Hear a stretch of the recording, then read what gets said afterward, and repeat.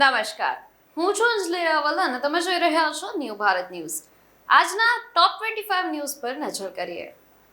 સુરતના Udhna railway station પર ભારે ભીડને કારણે અફરાતફરી જેવી સ્થિતિ સર્જાઈ છે. લગભગ 3 કિલોમીટર લાંબી લાઇનમાં હજારો મુસાફરો ગરમીમાં કલાકો સુધી ઊભા રહેતા કેટલાક બેભાન થયા અને પરિસ્થિતિ કાબૂમાં લેવા પોલીસે લાઠીચાર્જ પણ કરવો પડ્યો. પ્રધાનમંત્રી નરેન્દ્ર મોદીએ મહિલાઓના આરક્ષણ બિલ અંગે મહત્વપૂર્ણ નિવેદન આપ્યું છે અને કહ્યું છે કે વિપક્ષે મહિલા અનામત બિલને રોક્યું, પરંતુ અમારી લડાઈ શરૂ રહેશે. તમિલનાડુમાં બોલ્યા પીએમ મોદી. FY26માં ભારત અને ચીન વચ્ચેનો વેપાર $151.1 બિલિયન સુધી પહોંચતા ચીન અમેરિકાને પાછળ મૂકી ભારતનો સૌથી મોટો ટ્રેડિંગ પાર્ટનર બન્યો છે. વેપાર વધતા ચીન સાથેનો ટ્રેડ ગેપ પણ નોંધપાત્ર રીતે વધ્યો છે. બોલિવૂડ અભિનેત્રી દીપિકા પાદુકોણે પતિ રણવીર સિંહ સાથે પોતાના બીજા બાળકની ખુશખબર સોશિયલ મીડિયા પર શેર કરી છે. ત્યારે તેમણે પોતાની દીકરી દુઆ સાથેની તસવીર દ્વારા જાહેરાત કરી છે, જેમાં પ્રેગ્નન્સી ટેસ્ટ કિટ દેખાતી હતી અને આ પોસ્ટ ઝડપથી વાયરલ થઈ ગઈ. ભારત અને રશિયા વચ્ચેનો RELOS reciprocal exchange of logistics support કરાર જાન્યુઆરી 2026થી અમલમાં આવ્યો છે. આ કરાર હેઠળ બંને દેશોની સેનાઓ એકબીજાના બેઝ, બંદરો અને એરફિલ્ડનો ઉપયોગ કરી શકે છે, તેમજ રિફ્યુલિંગ, રિપેર અને લોજિસ્ટિક સપોર્ટ મેળવી શકે છે. વેસ્ટર્ન ડિસ્ટર્બન્સ સક્રિય થતા ગુજરાતમાં ફરી હવામાનમાં મોટો ફેરફાર જોવા મળી રહ્યો છે. ત્યારે હવામાન વિભાગ મુજબ આજથી 21 એપ્રિલ સુધી રાજ્યના અનેક વિસ્તારોમાં ગાજવીજ સાથે વરસાદ પડી શકે છે, જે પાછળ વેસ્ટર્ન ડિસ્ટર્બન્સ અને સાયક્લોનિક સર્ક્યુલેશન જવાબદાર છે.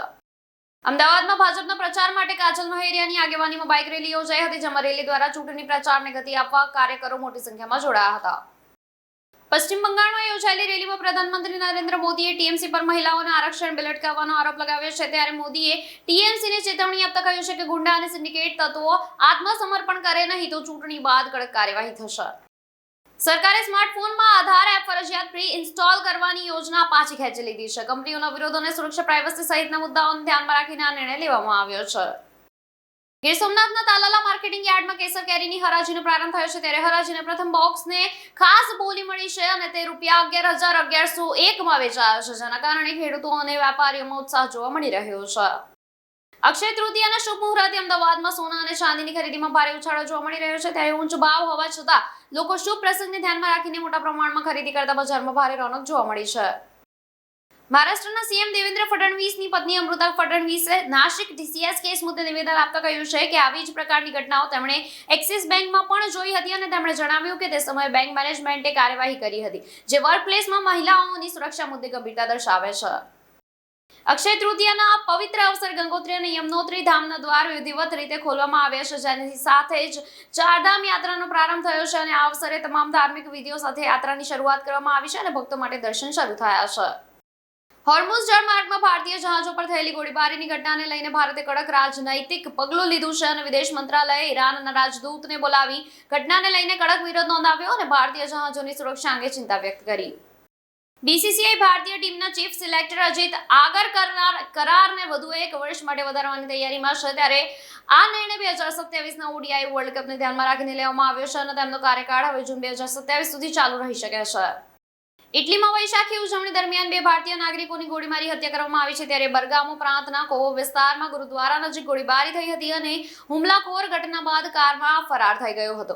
પોલીસે ઘટનાને આયોજનબદ્ધ હુમલો ગણાવી તપાસ શરૂ કરી છે. મોલ્દીવ્સમાં વધતા આર્થિક સંકટ વચ્ચે ભારત પાસે કરન્સી સ્વેપ સુવિધા વધારવાની માંગ કરવામાં આવી રહી છે. ત્યારે વર્તમાન નિયમો અને ટેકનિકલ શરતોને કારણે આ માંગ સ્વીકારવી ભારત માટે મુશ્કેલ બની રહી છે, જે મોલ્દીવ્સની આર્થિક સ્થિતિને વધુ કઠિન બનાવી શકે છે.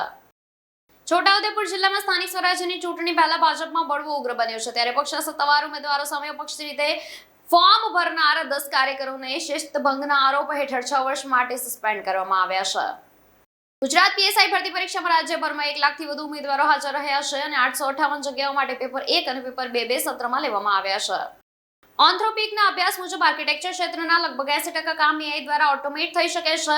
ડ્રાફ્ટિંગ, ડિઝાઇન, વિકલ્પો બનાવવું, પછી ડેટા એનાલિસિસ અને શરૂઆતના પ્લાનિંગ જેવા કામ AI ઝડપથી કરી શકે છે, પરંતુ આખું આર્કિટેક્ચર માનવ નિર્ણય વિના શક્ય નથી. રાજકોટમાં સ્થાનિક સ્વરાજ્યની ચૂંટણીના પ્રચાર દરમિયાન અંજલિબેન રૂપાણી પ્રચાર મેદાને ઉતર્યા હતા અને આ દરમિયાન તેઓ સ્વર્ગસ્થ વિજય રૂપાણીને યાદ કરતા ભાવુક બની આંખોમાં આંસુ આવી ગયા. 2 કંપનીઓના શેર 24 એપ્રિલે એક્સ બોનસ તરીકે ટ્રેડ થશે. જે રોકાણકારો બોનસ શેર જે છે એનો લાભ લેવા માંગે છે, તેમને રેકોર્ડ ડેટ જે છે એની પહેલા જ આ શેર ખરીદવા પડશે. શ્રીનગર એરપોર્ટ પર સેટેલાઇટ ફોન સાથે 2 અમેરિકન નાગરિકોને કસ્ટડીમાં લેવામાં આવે છે. ત્યારે ભારતમાં સેટેલાઇટ ફોન પર પ્રતિબંધ હોવાથી સુરક્ષા એજન્સીઓએ બંનેને અટકાવી વધુ તપાસ હાથ ધરી છે. હોમલે ફિલ્મ્સની મહાવતાર પરશુરામ ફિલ્મનો ફર્સ્ટ લુક પોસ્ટર અને ટીઝર જાહેર કરવામાં આવ્યા છે.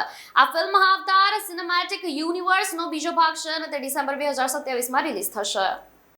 ચેન્નઈ સુપર કિંગ્સને મોટો ઝટકો લાગ્યો છે કારણ કે યુવા બેટ્સમેન આયુષ માત્રે હેમસ્ટ્રિંગ ઇન્જરીનો ભોગ બન્યા છે. મેચ દરમિયાન દોડતી વખતે તેમને ઈજા થઈ અને કોચ માઇકલ હસીએ કહ્યું કે આ હેમસ્ટ્રિંગ ટીયર ગંભીર લાગી રહી છે, જે ટીમ માટે મોટું નુકસાન બની શકે છે. ટોપ 25 ન્યૂઝમાં હાલ માટે બસ આટલું જ. વધુ સમાચાર જોવા માટે જોતા રહો ન્યૂ ભારત ન્યૂઝ. નમસ્કાર.